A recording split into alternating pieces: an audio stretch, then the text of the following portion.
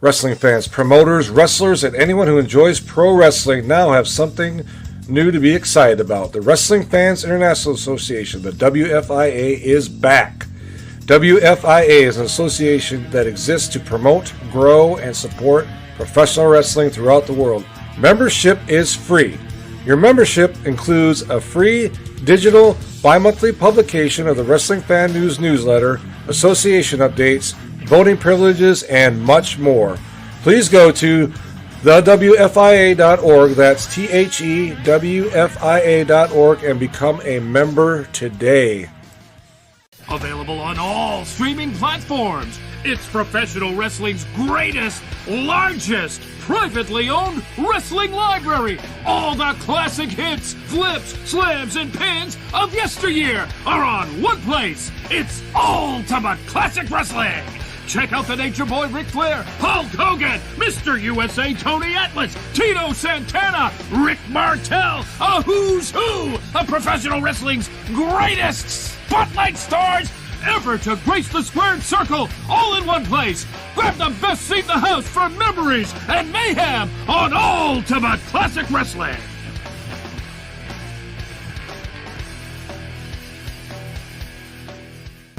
Hi, this is Bob Smith. You might remember me from my years at Pro Wrestling Illustrated magazine. Well, now I've started a brand new podcast called The Outdated Wrestling Hour. Yes, we're going to take a whimsical look back at the wrestling figures, stars, and trends from years gone by. We're talking 60s, 70s, 80s, 90s, and a whole lot more. There's going to be laughs, there's going to be fun, there's going to be action, you name it. Please tune in for The Outdated Wrestling Hour wherever you get your podcasts.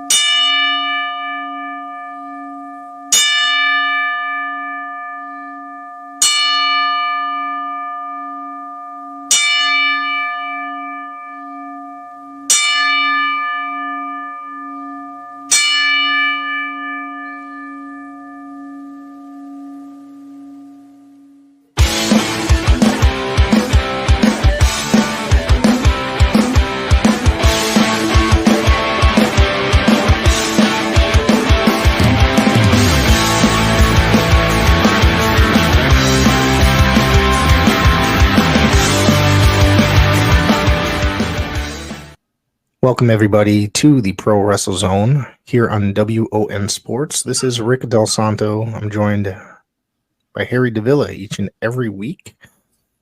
Today, this is being recorded on Thursday evening, airs here on WON Sports Sunday afternoons. And we just found out about a very young, untimely passing of Wyndham Rotunda, a.k.a. Bray Wyatt, at the age of 36, having a heart attack from complications of COVID from earlier in the year. Wyndham Rotunda is the son of the legendary Mike Rotunda, a.k.a. Erwin R. Shyster, and the nephew of Barry Windham. Mm-hmm. Okay. Your thoughts? Kind of numb. Kind of just in my feelings. Today I came up to Meriden because there's a lot of stuff up this way over the weekend, and I figured it'd be easier to commute. And, you know, I decided I was going to spend the day with my sister and hang out with my family and stuff like that. And for the most part, the day has been pretty amazing up until maybe about 2 hours ago when we all got the news of Bray Wyatt's untimely passing. Bray Wyatt was 36. He's young. Very, very, very young. I myself am 37, and I kind of get stuck just kind of like wondering now, like, what's next? And you start wondering about like time and stuff like that. It's just a very, very, very shocking and very, very punch in the gut type loss here. Bray Wyatt was an incredible mind, creative, different, refreshing. Arguably one of the best characters in the modern age, as far as professional wrestling goes. Wyatt created something really, really cool around 2014 with the Wyatt family, and how that caught on, the Fireflies and all that stuff. And even when that kind of faded because of obviously the direction that WWE had put him in, where he was kind of like taking losses and kind of like lost his credibility, he went and revamped himself even into an even bigger character in The Fiend, and the things that The Fiend did that were so cool and so different from the norm from what we're used to. And that's all from the creative mind of Bray Wyatt. Very unfortunate. My condolences go out to his whole family, Bo. I'm drawing a blank from just thinking about the stuff. JoJo, his wife, and the kids. The kids were mere still babies, like 4 or 5. I want to say 5 years old, maybe at the most. Like, he just had a couple kids a couple of years ago, and like it's just a lot. It's just a lot, just crazy, crazy day.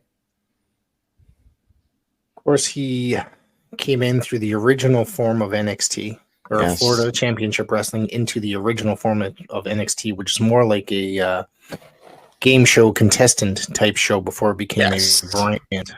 And Cody Rhodes was his WWE Pro, aka Coach, in which he used the name Husky Harris, and he came in as part of the Nexus at one point as well. I believe it was the version 2, correct, of the Nexus. The second iteration. Yep. From there, he eventually struggled a little bit to get his footing until he went back down to the NXT when it became the brand, in which he became Bray Wyatt, which was more like a cult leader, aka which reminded me of Robert De Niro in Cape Fear, which was what was Danny Spivey's character in the 90s there? Oh my God, you're putting me on the spot. Waylon Mercy. Waylon Mercy. Which was very reminiscent of that. So, as like a cult leader type, somewhat of a psycho. Of course, he joined up with Brody Lee, aka Luke Harper, and Eric Rowan as the Wyatt family, and tore through WWE. Ripped right through him. And possibly some of the most creative portions of the era, that brand, WWE. Yeah.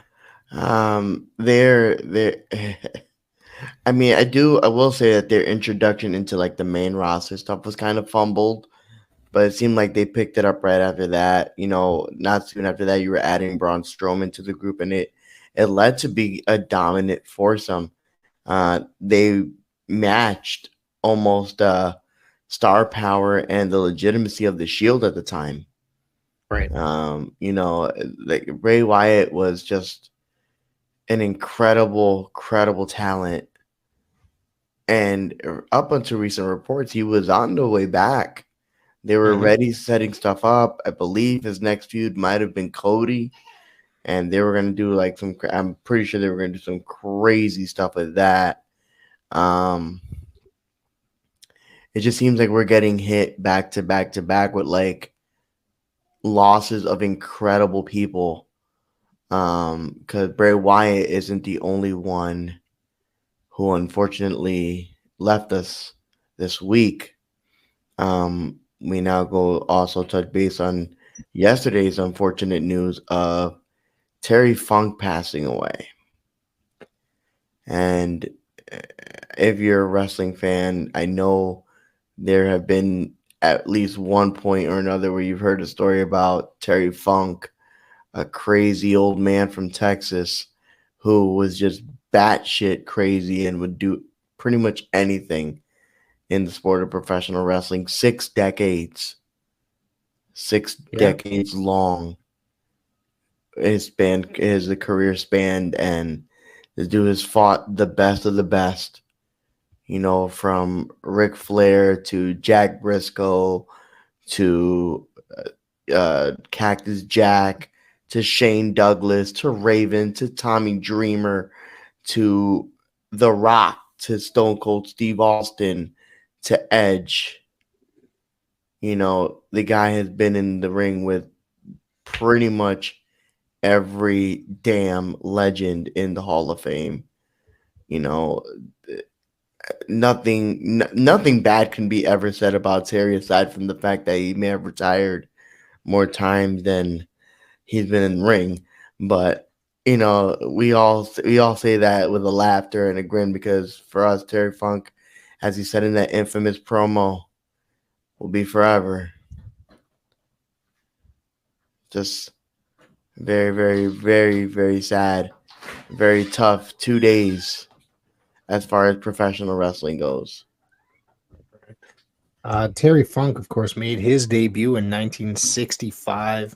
Yeah. Both his father and brother, Dory Funk Jr. and Dory Funk Sr. were both professional wrestlers. Dory Funk Jr. and Terry were both at separate times the NWA World Champion.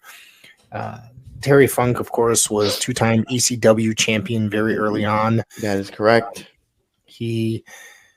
This was a guy that when he was around before he got into the hardcore style or very innovative style, he was a very, very good technician.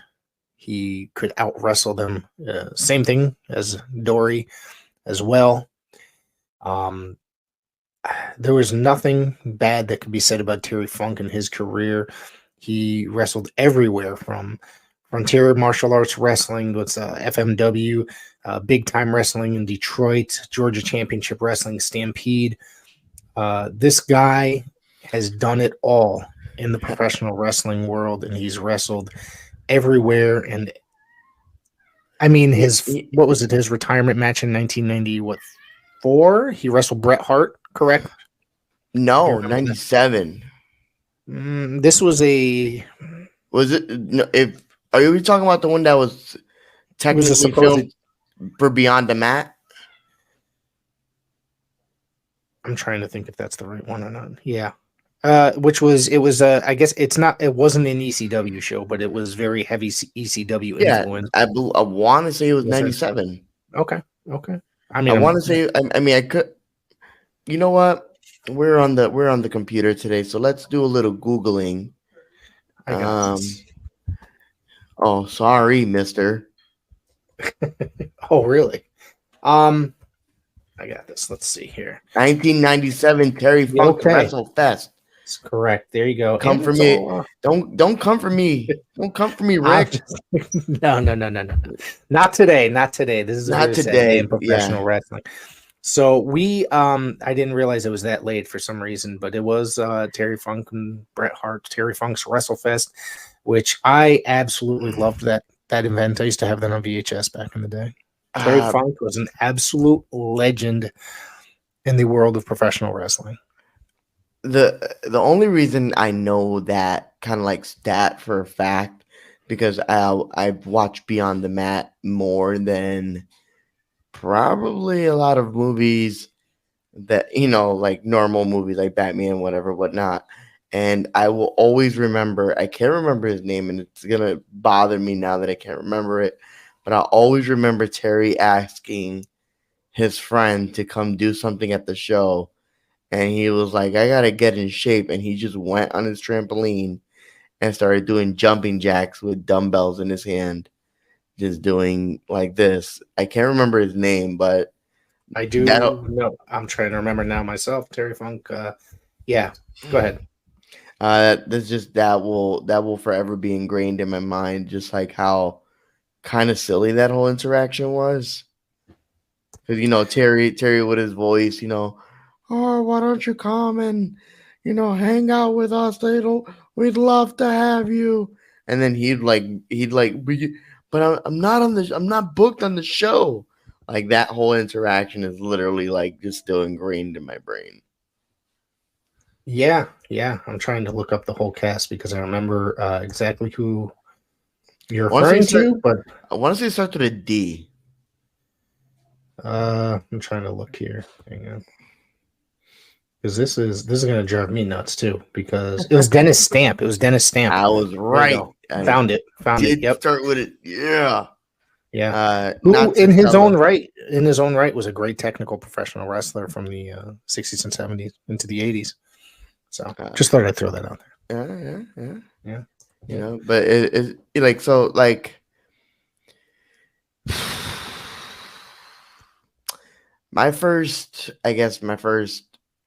memory of Terry Funk is around 1990 and street fight with Ric Flair.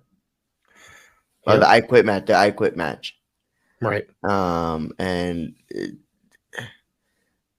it was something which I just watched today, by the way. Yeah. It was something different even for that time, because in the 90s, like early 1990, no one was doing like crazy table spots and stuff like that. And him and Rick were kind of went pretty nuts in that match. It was pretty strike heavy, pretty brawlish style. And I remember going, Terry Funk is a crazy motherfucker. You know, I'm for, obviously the M word is not what I'm using here, but like, you know, it's just crazy. And then, you know, fast forward to like 97, and you've heard stories about the great death match king that is Terry Funk, and him and Cactus Jack, and ECW comes along. Now I'm like 11 years old, and there's this guy who just beat up Ric Flair not too long ago. Now he's over here with these hardcore young guys, and he's kicking their ass. You know, like Terry Funk is a legend, man. Terry Funk has been, you said it earlier, you listed down like all these different promotions that Terry Funk has had his hand in. And Terry Funk has been literally everywhere, won a championship literally everywhere he went. You know, multiple time heavyweight champion, hardcore champion. I believe he may be a tag team champion. I can't really think. I'm almost positive. Titles. I'm looking at this list right now. Please rattle them off. The list is endless. Let's just say this. In All Japan alone, I could list every title here, but this will take hours. He's won the he's on in Florida, Championship Wrestling from Florida. Let's go there. He's held the Florida title, Florida Tag Team title twice with Dory. Florida Television Championship, North American Tag Team Championship, Southern Heavyweight Championship twice, Florida Television Championship tournaments he won. Let's go to ECW World Heavyweight Championship twice, Television Championship once, Georgia Championship Wrestling. I mean, this guy held titles legitimately. Juggalo Championship Wrestling. How about that? NWA World Heavyweight Champion. This guy has held titles every single place he's gone. U.S. champion, WCW Hall of Fame, which I even forgot that even existed. You know, Pro Wrestling Illustrated Feud of the Year, Wrestler of the Year, Most Inspirational Wrestler of the Year. Like, he has done it literally all. Squirrel Circle champion once, which doesn't shock me. You know, WWF Tag Team champion. See, I knew he won the tag titles. You know, like, this dude's literally done everything that you could possibly do in wrestling. You know, he's held the championship for every major promotion he's been a part of. He also, don't forget, he had a legendary empty arena match with Jerry Lawler in the USWA, the Mid-South Coliseum, which I had just actually posted to my social media yesterday upon hearing about his passing. You know, like, it's legendary moments like that. It's like, even like looking like at his stat sheets here and looking at like his like championships and awards and stuff like that. Like, he's even won trophies like overseas. Yeah, in Japan, like, Japan, Tokyo Match of the Year with Dory Funk, you know, popularity, Lifetime Achievement Awards. Like, you don't get these things by being a slouch or being like some chump, you know, like this is a Hall of Fame in every aspect of the word. Yes. There's just so much, and don't forget, he was very influential because he decided he got into acting at a during the 1970s into the 80s. Mm-hmm. And if you look now, I don't know if you're aware of this or not, but I actually was listening to a podcast that I did, and I forgot all about this. In 1983, do you know that for Rocky 3, Sylvester Stallone had wanted, now Sylvester Stallone and Terry Funk were very good friends. Did you know that he wanted Terry Funk to play the role that Hulk Hogan played, Thunder Lips? However, Funk said, I don't think that would be a good idea, and recommended Hulk Hogan. And what did that do? You can basically say Terry Funk helped boost and change the world of professional wrestling because that shot Hulk Hogan into superstardom. Yeah. I mean, I'm going to be real. I don't see Terry Funk, this Texas cowboy, going, look at me, I'm Thunder Lips. I'm Thunder Lips. I don't see that. I see him being a more rugged, like, I'm gonna beat your ass, boy, type of wrestler. Yeah. And well, he knew what he knew what was going to be good for that movie. And let's not forget, he had an infamous role in Over the Top. He had an infamous role in Roadhouse, and of course, Beyond the Mat, as you mentioned. And he also was in a film called Paradise Alley in 1978. That's how him and Sylvester Stallone became friends, which was a film on based on a professional wrestling with this was shortly after, I think, the first Rocky movie, if I'm not mistaken. So it was Terry Funk and Sylvester Stallone in that movie. Wait, what was it called? Paradise Alley. Shocker. What a wrestling movie called Paradise Alley. Yep. Yeah, he played Frankie the Thumper, and he was also the stunt coordinator for that movie. So I'm guessing he was teaching people how to wrestle for that. Wasn't he in Ready to Rumble too? I don't have that listed here.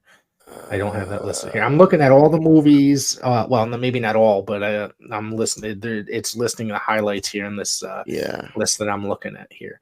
Of course, he did a number of television.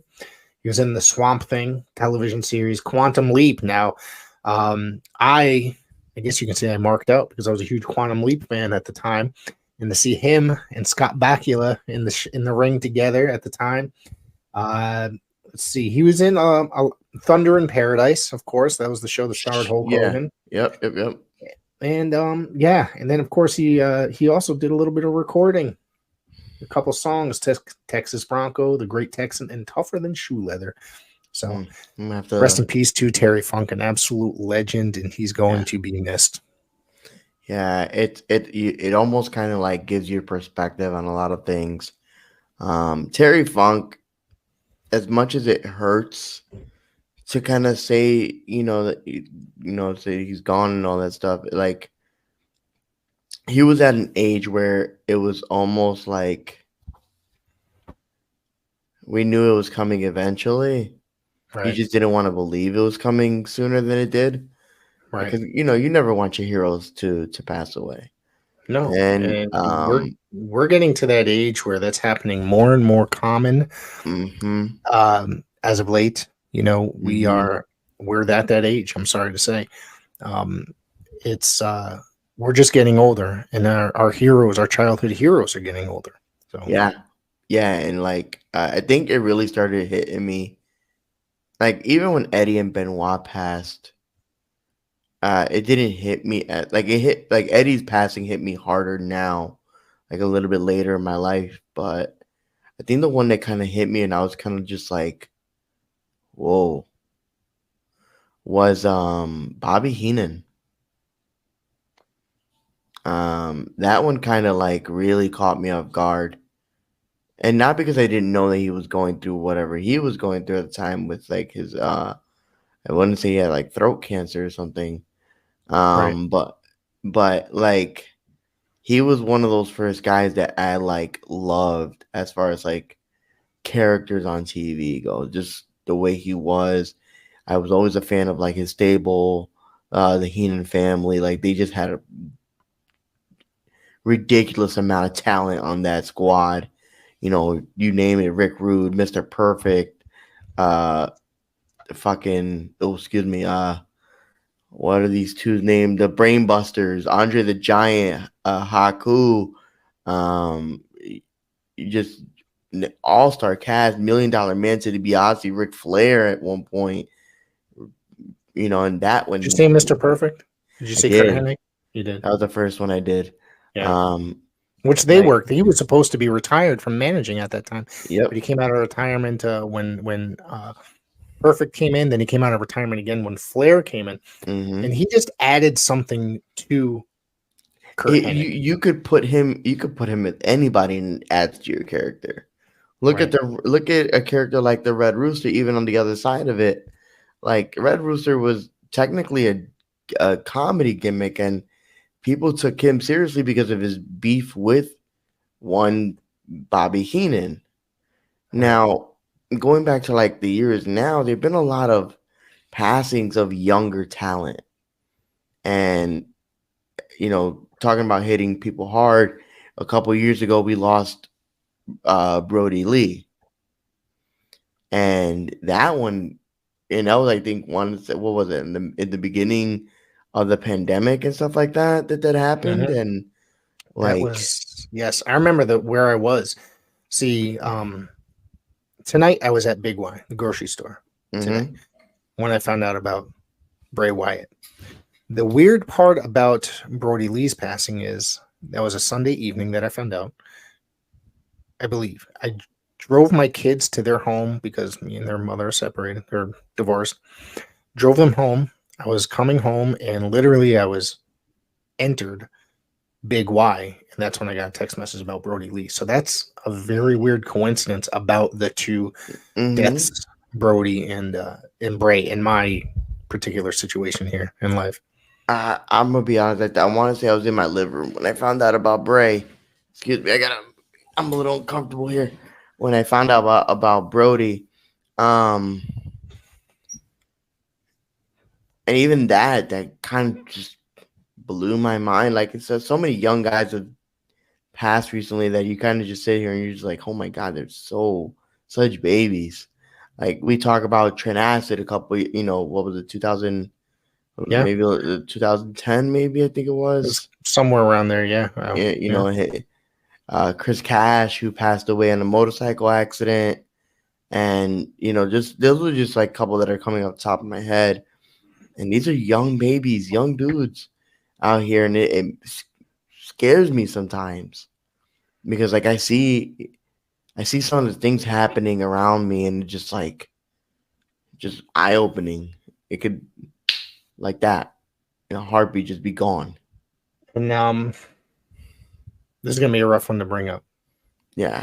This is going to be a memory. And as of today, this recording was also the anniversary of a 2-year anniversary of the passing of a very good friend, a very good man, good professional wrestler from our local area. Big Jim Anderson as well. On this anniversary as well. So the other thing about that is I remember exactly where I was when I found that out. I was in the middle of recording an episode of this show with the Guardian of Chaos, Big Daddy, and Talking Tommy Saban. It was Tommy's first appearance on this show. And we're just blabbing. We're hyping up a Paradise Alley show that was coming up. Big Daddy's phone was blowing up, and he's like, I wonder what this is. And if, like, he kept, denying it because it was like we were in the middle of recording. Then he got a text message, and he said he'd be back. He came back on, and he broke the news, and we just wrapped up the show right then and there. It was that was a heartbreaking. And I know that you, as a promoter for Blood, Sweat, and Tears Professional Wrestling, you have had the opportunity to work with Jim on numerous occasions before his passing, right up until you guys hosted his final match.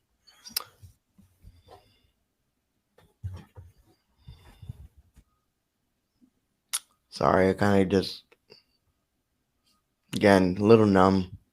Yeah. I get it. Big Jim is a big teddy bear, man. Love that man so much, and I can't.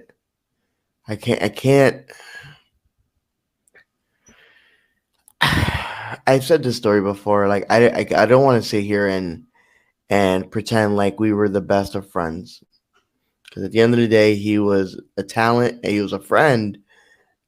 But he wasn't. We weren't like super close.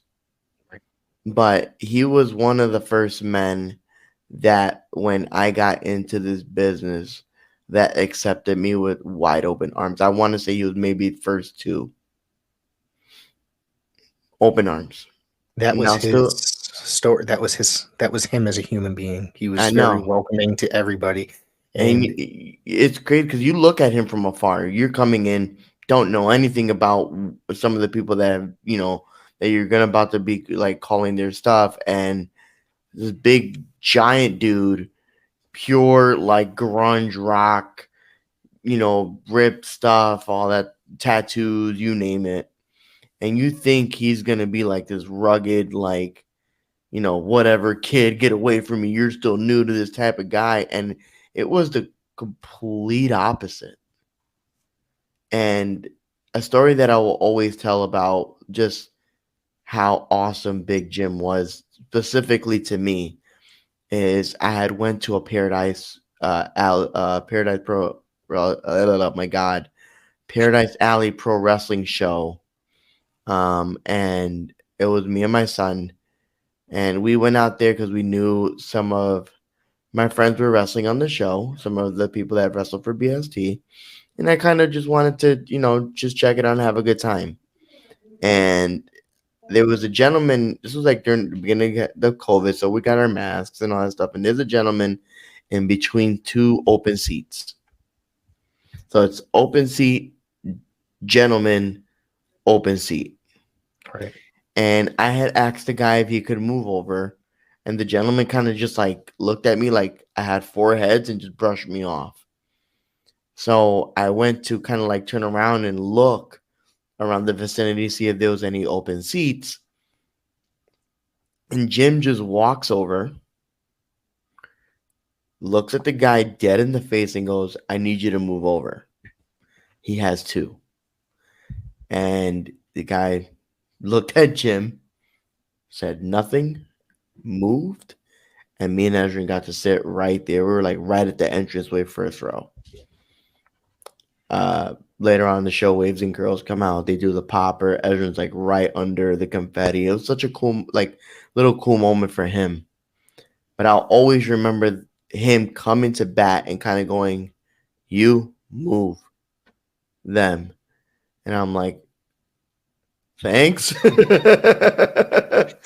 He was one of those guys that anytime he'd see you, he would, from across the room, he'd smile, he'd make his way across the room, put out his hand and shake your hand and make sure to say hello. We had a mutual love for punk rock music in our youth, and we had a lot of that kind of stuff in common. So that's how it went. You know what I mean? Like, we would always talk about bands, and he was in a punk rock band around the area. Him and I had a lot of mutual friends from the punk rock scene. Hardly any of our mutual friends were from the actual wrestling world. They're all the New Haven, Connecticut punk rock scene people. So that in itself was just crazy to me that he had a lot of mutual friends when I had met him. But he was always very friendly, always shook my hand, always made sure to say hello, and he would always hit me up. And honestly, I recorded a podcast with him. I reposted it today. And one of the things is that I remember recording that podcast with him. And then he had told Ryan Frost to get in touch with me about coming on the podcast as well, which I did.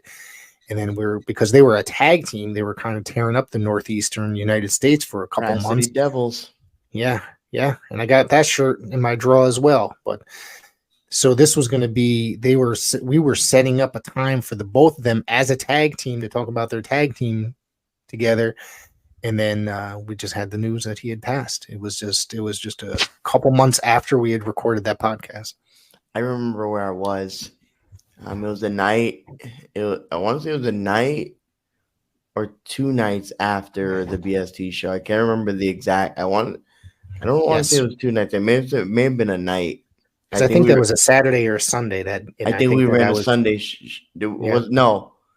Did he pass on a Sunday or did he pass on a Monday? No, I think that was the show was Saturday. Something happened Sunday. We found out Monday. Yes. I remember it was my first day of work. It was my first day going back to work. Okay. So that Saturday we had our show, and he had a stellar match with Dustin Waller. Shocker. Somebody had a decent match with Dustin Waller. Dustin Waller being the great wrestler that he is. Big match Dusty. A big match Dusty. Yeah, exactly. And this was the unveiling of the brand new BST title. So kind of like Jim knew the significance of this match, and he knew he had to kind of like bring it. And we had a conversation earlier that day, just about him and his spot. And, he kind of was just like, I feel like my time is coming. Like kind of like almost prophetic. And he was just like, I think my time is coming. Like as far as like wrestling goes, like I don't know what I'm gonna do here after this championship match. Where do I go? And I kind of just looked at him. I was like, I don't know why you're even worried. You have nothing to worry about. We're not gonna like put you on the cards going forward. You're with us for, and I fully believe that we had talked about what we were gonna do with him next, even after that. And I just remember giving him a big hug and telling him that I loved him, and I left the arena that night. I think he stayed a little bit longer with Justin, or Lucas Chase, excuse me, and they kind of just finished wrapping up. And I think it was like 2 days later, I was driving to work, and I just read it. I forgot where I read it. And I got off the highway, and I made a phone call, asked a question, and they confirmed it. And I think I was like late to work because of that. Because I just stood there like kind of like just like, it's no way. There's no way. Just crazy how the world works.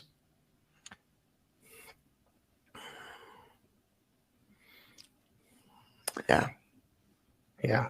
Well, it's not only the we've had a lot of passings this week in the world of professional wrestling. If I may speak a little bit about one, Honest Abe Jacobs. Yeah, go right ahead. Honest Abe was born April 18th, 1928, and he died on a Monday. The news did not circulate until Wednesday. He was born in New Zealand. He's one of the first men of the fellow New Zealander, excuse me. Mm-hmm. Sorry, I did this whole little write-up here on Abe Jacobs. So by all means, go. He was one of the first men to follow fellow New Zealander Pat O'Connor to the United States. Like O'Connor, Jacobs became a major star in the NWA during the golden age of professional wrestling. Now, Abe Jacobs was 95 years old. He was, at the time of his passing, the oldest known living professional wrestler at 95 years old. He's one of the most recognizable baby faces during that period. He was billed as the Jewish heavyweight champion. Oh, okay. He wrestled in a number of high-profile matches with many stars of the era, including Lou Thez, Gene Kiniski, Buddy Rogers, Dick Hutton, and, of course, Pat O'Connor. His match against O'Connor, which aired on Capital Wrestling's weekly television show, was the first time two New Zealanders wrestled for a championship on foreign soil. Jacobs was also established journeyman wrestler, touring Europe and Japan on several occasions, traveling around the world 4 times and wrestling over 8,000 matches in his 30-plus year career. He's known as a tag team specialist, winning the NWA Florida version of the World Tag Team Championship with Don Curtis, the NWA Los Angeles International TV Tag Team Championships with the legendary Haystacks Calhoun in the Western States Tag Team Championship with Pistol Pez Watley. And of course, let's see, he spent the final years living in the Carolinas, where he became a mainstay for Jim Crockett's Mid-Atlantic Championship Wrestling. During the 70s and early 80s, he was best remembered by the modern American wrestling fans as the undercard wrestler. He was also the first opponent for Ric Flair when he made his debut in Jim Crockett Promotions, a.k.a. the NWA Mid-Atlantic Wrestling. That's a stat. Yeah. He was also the creator of the Kiwi Roll. So if you guys are an amateur, he's an established amateur wrestler. He was inducted into the George Tragos Luthez Hall of Fame in 2008. He's also known as his native country in a professional wrestler. Jacobs was named one of the top 10 New Zealand-born professional wrestlers by Fight Times magazine, and it was featured on a special commemorative edition of the New Zealand $10 note. So Abe Jacobs. I've heard a lot about this guy from a mutual friend that we had, and an absolute legend. There was plenty of times, because I've heard so much about him, that I would go watch a lot of his footage, the black and white era into the 70s. And you want to talk about an amazing professional wrestler? Abe Jacobs was definitely one of them. They say, I guess the rule is, rule of three. Yeah. So it's just, again, it's been a tough week as far as professional wrestling and people passing away. And then this on the anniversary of our friend passing away as well. It's just been a mind-numbing week. I'm kind of just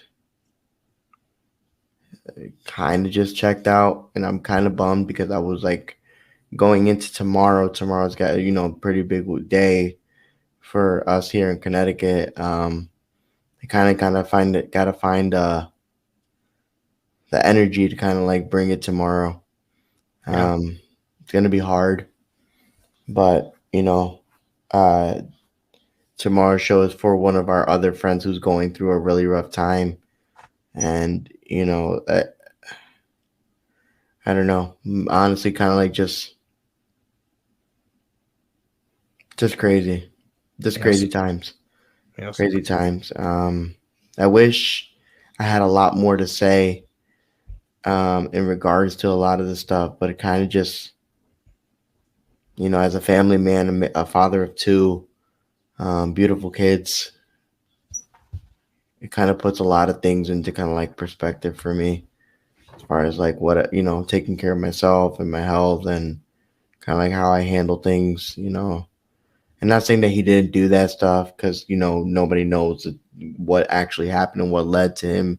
He could have been easily just walking to the park and somebody just happened to cough in his direction. Yeah. It's as easy as that, but just gotta be more mindful, be more cautious. Yeah. But we are going to cut the first part of this short tonight as we pay tribute to the men that have fallen this week, our brothers in the professional wrestling world, Terry Funk, Abe Jacobs, Bray Wyatt, and of course, the anniversary of our brother Jim Anderson. Thank you, everybody, for tuning in. Don't forget to check out our social media and tell the ones you love that you love them. Love you all.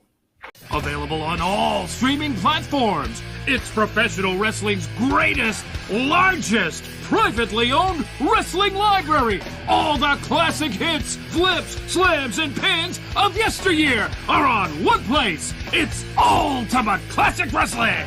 Check out the Nature Boy Ric Flair, Hulk Hogan, Mr. USA Tony Atlas, Tito Santana, Rick Martel, a who's who of professional wrestling's greatest spotlight stars ever to grace the squared circle, all in one place. Grab the best seat in the house for memories and mayhem on Ultimate Classic Wrestling.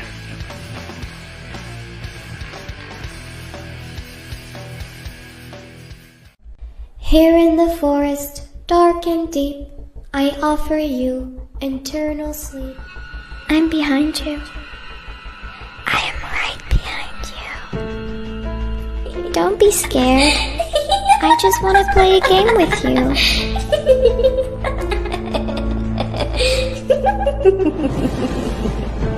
I've been watching you. I know what you've been doing. You can't hide from me. I'm always here. Please stay. Stay with me. If you don't come play with me, then we will kill you. Knock knock. Who's there? You're a nightmare.